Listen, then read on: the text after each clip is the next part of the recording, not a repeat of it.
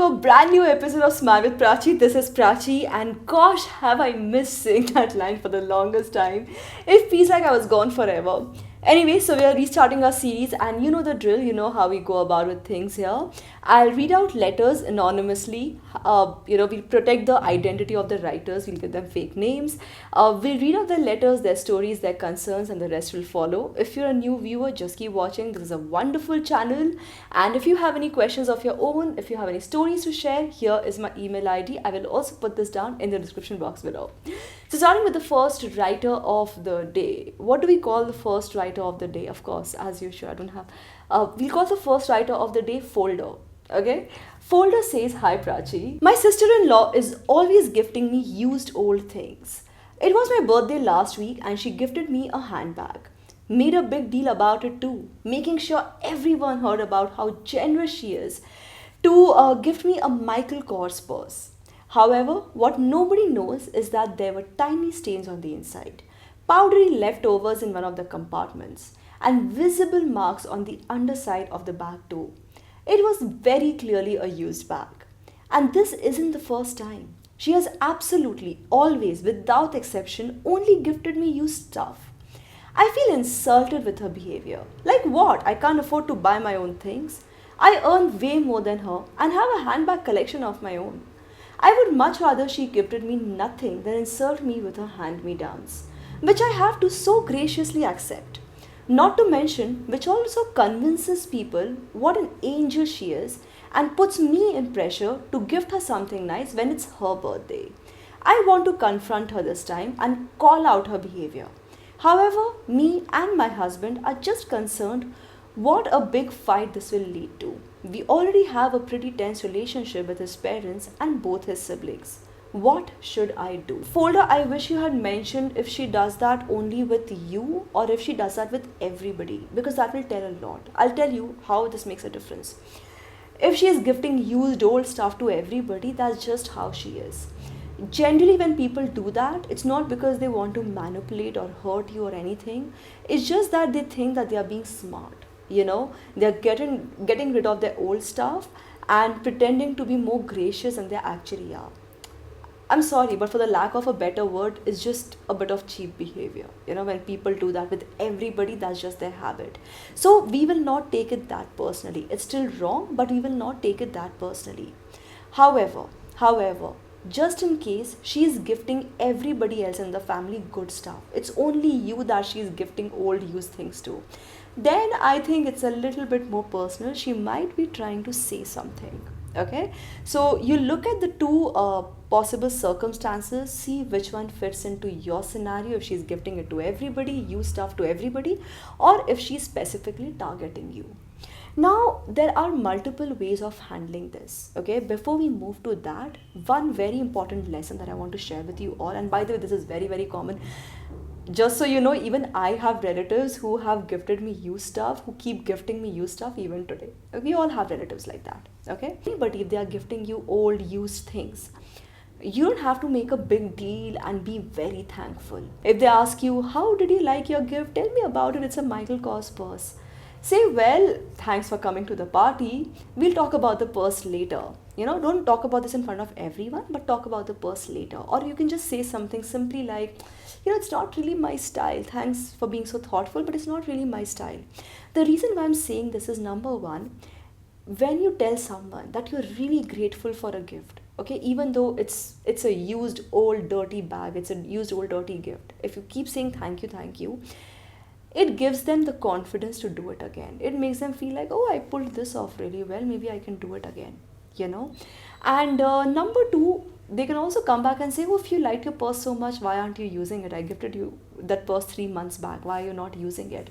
So it complicates the matters more. Okay, don't be extremely grateful, even if that's the polite thing to do. It's okay to hold yourself back a little bit. Also, another thing that I feel like you can do in these cases, especially in this particular case, it's an expensive handbag. So, you can just say that, that you can just call her up and say, "You know what, that Michael Kors purse that you gifted, what has happened? I think the shopkeeper has played smart with you. He has gifted you an old bag, because there's some marks on the underside. I'm seeing some things in the purse that tells me that it has been used. It's an old purse, you know. So do you still have the receipt? I would like to go and take it up with the storekeeper. I would go and ask them to exchange it for a fresh piece. It's an expensive bag. So very innocently but very smartly, you are asking them to account for it. Now she'll say, "Oh no, I don't have a receipt. I'm so sorry." But she'll know that you have noticed. She's less likely to give you a used gift again. Okay, because if this keeps happening again every time you call her up and ask her for the receipt because it's an old bag or whatever, send her some pictures also on WhatsApp. In fact, WhatsApp or Instagram, whatever platform you use to communicate, send her a few pictures. Say, "Oh my god, the shopkeeper has been very wicked," you know. So you put the blame on the shopkeeper, but what you're really telling her is that I have noticed. And if you feel like, if you're like really angry, if you want to take it up a notch, one of these days, whenever you catch up, just very casually in one of the conversations, just slide it in, saying, "Don't you hate it when people give you used gifts? You know, on my birthday, I got some used gifts." Or people just do that. Even at my wedding, I got some used gifts. Just very casually, you know, just say that. Now, moving to the next writer of the day, who we're gonna call File. Okay, the first writer was Folder, the second writer is File. Okay, File says, "Hey Prachi, so I've been dating my girlfriend for about 7 months. Between us, I make almost twice as much money. And generally, it's me who pays for our dates. I take her shopping, etc. She pays sometimes too, when it's a small amount like cab fare or a bottle of cold drink. She called me up last evening asking for 50 grand. 50 grand is 50,000 rupees, okay? She called me up last evening asking for 50 grand as she maxed out her credit card during the sale. She needed this money for something genuinely important, which I won't be explaining for now. Now, even though it's a huge amount for me, I agreed and said, sure, we'll transfer it by evening. Feel free to pay me back later whenever convenient. She got offended by this and responded with a huff and a, oh, you want me to pay you back? Tell me how much interest you charge with this." Then she hung up the phone, and when I tried reaching out to her, there was no response. After texting her at least 20 messages, she just replied with a, this is the first time I asked you for money and only because it's urgent. By the way, when we go out, I pay for you too. Did I cross a line as a boyfriend expecting her to pay me back?